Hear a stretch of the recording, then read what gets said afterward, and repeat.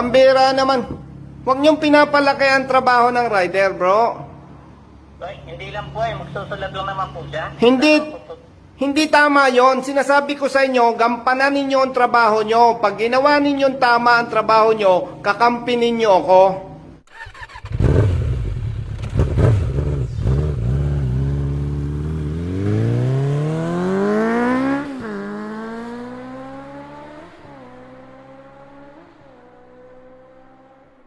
Nandito ako mismo, sir, sa po. Ako na po pinapapunta dito. Sa LPG ko na lang daw to. Ako na doon magano sa, Nasaan kang LTO? pre-coffee. Kausapin ko yung LTO dyan. Nanganamba din daw siya. Baka daw Ha? kung sino daw yung kausap ko, sir, na baka daw magka-problema siya, sir. Hindi, mali yung ginagawa nila. May loudspeaker ba yung cellphone mo? Meron po, sir. Kausapin niyo na lang po, sir. I-loudspeaker mo para mapakinig nila yung sasabihin ko. Naka-loudspeaker na? Yes po. Kapatid na LTO, pinapaalala ko sa inyo, gawin nyo ang tama. Huwag nyo ipinababalikat sa rider ang inyong trabaho. Yes, sir. Hello po, sir. Morning. Bro, good morning. Colonel Bosita. Apo, good morning po, Colonel. Pasensya na kapatid. Hindi ko gusto yung ginagawa ninyo na ipinababalikat nyo sa rider ang trabaho ninyo. Yung confirmation, trabaho po ninyo yan, hindi trabaho ng rider. Sir, ang po kasi niya, meron po siyang binibigay na araw kung kailan namin ay confirm. But hindi po namin magagawa yun, sir. Sabi niya rin po kasi 24 hours, masasagot na.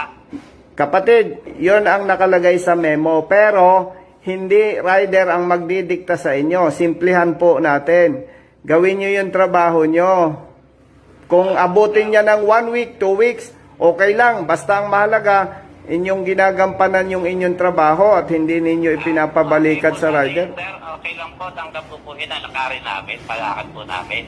Ang call lang po nung kasi, yung araw-araw po yung binibigay sa amin na hindi po namin kaya bigay. At sinubang po, tapos po wala daw pong bayad, sir. Totoo naman. Ganito.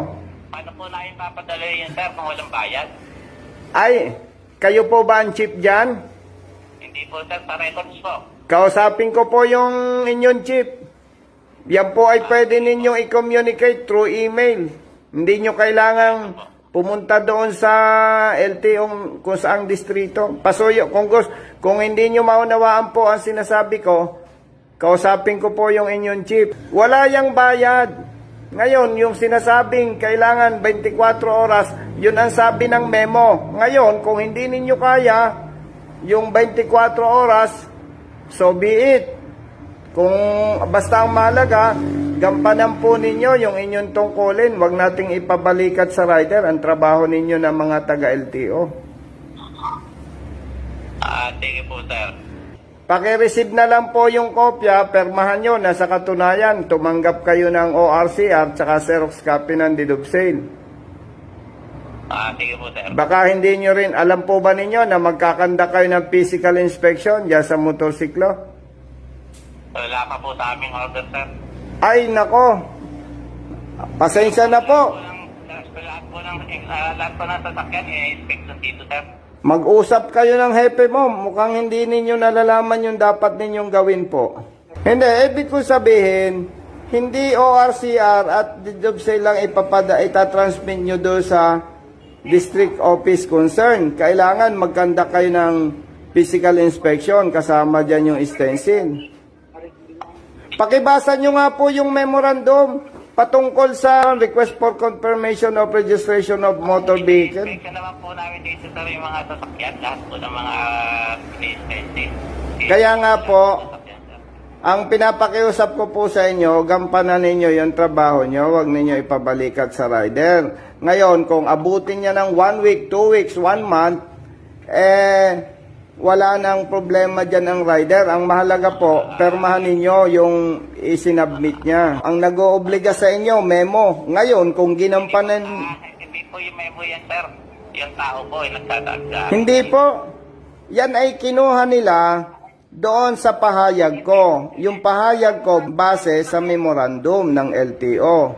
Kaya makakabuti po siguro, mag-usap kayo ng inyong hepe, basahin po ninyo yung memorandum. Hindi naman po siguro kailangan makarating po sa EP. O, di ganit. O, sige, ganito na lang po, ano, para hindi tayo pareho naabala. Pakigawan na lang po ninyo yung inyong trabaho. Huwag po tayong maging pabigat sa rider. Sige po, hindi na po. Ano po? Mag-usap po kayo ng hepe. Reaction sa email po natin. Mag-usap po kayo ng inyong hepe. Para kayo na ang magkaintindihan at hindi naman... Lang naman po kasi yung gano'n ng heavy namin. Ang palang po doon, yung tao po na nagmamadali. Dahil hindi po namin magagampan. Hindi po. Simplihan po natin. Gampanan nyo na lang ang inyong trabaho kasi wala naman sa posisyon ang rider o ang motorista para diktahan kayo. Basta gawin nyo yung trabaho nyo, ganun po. Simpleng-simple. Hello? Sir, usapin ka pa muna ni sir. Hello po, sir. Hello bro, naputol. Ay, nga po, ano po doon? O, pakireceive mo na lang bro yung ORCR tsaka yung deed of sale, yung photocopy. Tapos pasuyo, paki-action na lang po. Sige po, sir. Wag lang po sana magkakamali. Ano po? Medyo... Sim- po yung reklamo po kasi meron gantong sitwasyon. Ganito po. Huwag kayong matakot sa reklamo kung tama ang ginagawa ninyo. Pero pag tinanggihan po ninyo, dyan kayo mamalasin kasi hindi dapat tinatanggihan ang rider o ang motorista. Sir, pala po kasi, pwede ko naman po siyang tanggihan kanina dahil nga po sa pinag-upload na kami ng mabilis ng gano'n. Ay, hindi po. Sa panahon tayo ng lalo na po sa mga internet po natin ngayon, hindi naman po siya karakarakan na ito. Alam nyo po, para mas madali tayong magkaintindihan, balikan ninyo yung memo, basahin ninyo. Para wala na tayong pagtatalunan. Ano po? Sige po, sir. Aasahan ko po na gagampanan ninyo yung kailangan ng rider para hindi po tayo magka-problema. Kasi po talagang pagka po may kawani ng LTO na mali ang gagawin sa rider, ay talaga po na aaksyonan ko po yan. Sige po. Pasuyo na lang po para hindi po tayo mag-aaway. Salamat po. Sige po, sir. Salamat po. Bro, anong sabi niyang taga-LTO? Sabi niya sir na gagawa daw ko ng sulat na papareceive ko sa kanya na kahit anumang oras o araw na darating tong confirmation ni sir. Kung babalik man ako, hindi daw ako magre-reklamo. Ibalik mo yung cellphone. Ibalik mo yung cellphone sa kanya. Okay po. Sir, usapin ko sa kayo ni sir. Hello po, sir. Bro, hindi ko na gusto yung ginagawa mo. Bakit kailangan pagawin mo pa ng sulat yung rider na pag natagalan, di siya magre-reklamo? Opo, sir. Sir, pag po yan, para safe po kami na hindi po siya magre-reklamo na halimbawa na-delay po na hindi naman po kami pinatananan. Sa amin po siya magre-reklamo. Pambira naman. Huwag niyong pinapalaki ang trabaho ng rider, bro. Hindi lang po magsusulat lang naman po siya. Hindi tama yon. Sinasabi ko sa inyo, gampanan ninyo ang trabaho nyo. Pag ginawa ninyong tama ang trabaho nyo, kakampi ninyo ako. Ginagawa naman po yun. Hindi pwede. Hindi, mali ang ginagawa nyo eh. Gawin nyo yung tama. Pag kayo ay tama, kakampihan ko kayo. Bakit nyo gagawing pasusulatin pa ninyong rider? Anong kalokohan yan? Sir. Oh. Kasi ako po kasi nagbukas kasi maharap po sa tao pagkapos may nagre-reklamo. Ay, nako. Sa amin, ba't ang tagal daw po? Tapos titinginin po na Makinig ka. sinahingi po sa amin. Bro, makinig ka sa akin sasabihin. Kung tama ang ginagawa mo, natatakot ka ba? Hindi po, sir. Oh, ganun. Hindi po na magkaroon ng diskusyon. Hindi. Ayaw ko nang pinapahirapan yung rider. Wala sa batas yung sinasabi mo. Ano naman po, sir? Usap po lang namin niya kasi po ako po yung kausap niya. Ay, hindi ako pumapayag. Hindi pwede sa akin yan.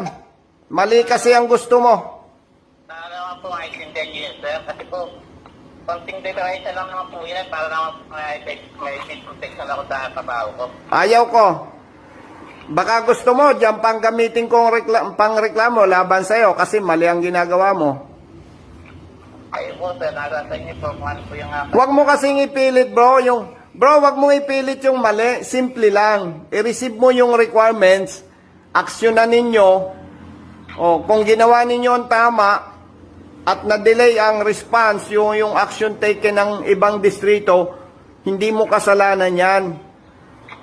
Huwag niyong pinagsusulat-sulat kung ano-ano yung rider. Kasi mali. Napakasimple, gawin niyo yung trabaho nyo, simple. Pag tama ang ginawa yung trabaho nyo, pag nireklamo kayo ng rider, makikipag-away ako para sa inyo.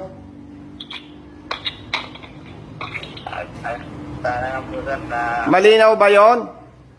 hindi po. Okay po, nailawan ko kayo dyan, kanya lang po yung Bro, tandaan mo ito sasabihin ko sa'yo.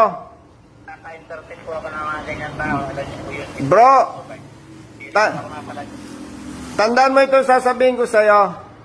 Pag tama ang ginawa mo at nireklamo ka ng rider, ako ang makikipag-away para sa'yo. Sige po. Ano po yung pangalan niyo sir? Colonel Ako si Colonel Bosita. Bosita po, Bosita. Colonel Bosita, Bravo, Oscar, Sierra India, Tango Alpha. Okay po sir. Sige po. Tandaan mo yan. Tandaan mo yan bro. Basta tama ang ginawa nyo at nireklamo kayo ng rider o ng motorista, handa akong makipag-away para sa inyo. Ang gusto ko lang, gawin ninyo ng tama ang trabaho nyo para hindi nahihirapan ang mga riders. Pwede ba yon? Sige po sir.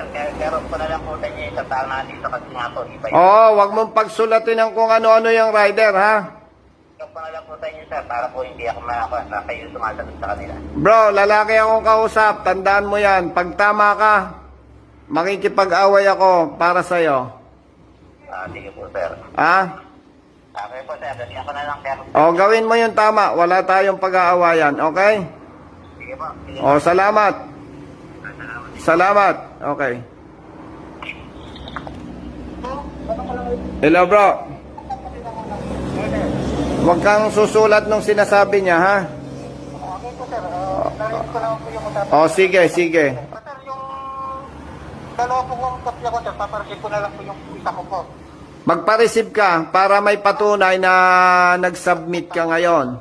Okay po sir, okay. Tapos, ngayon ay Lunes, bumalik ka ng Biyernes. Pagka wala pang resulta, tawag ka sa akin. Okay po. Okay? Okay po. Okay, bro. Ingat. Okay, okay, bye-bye.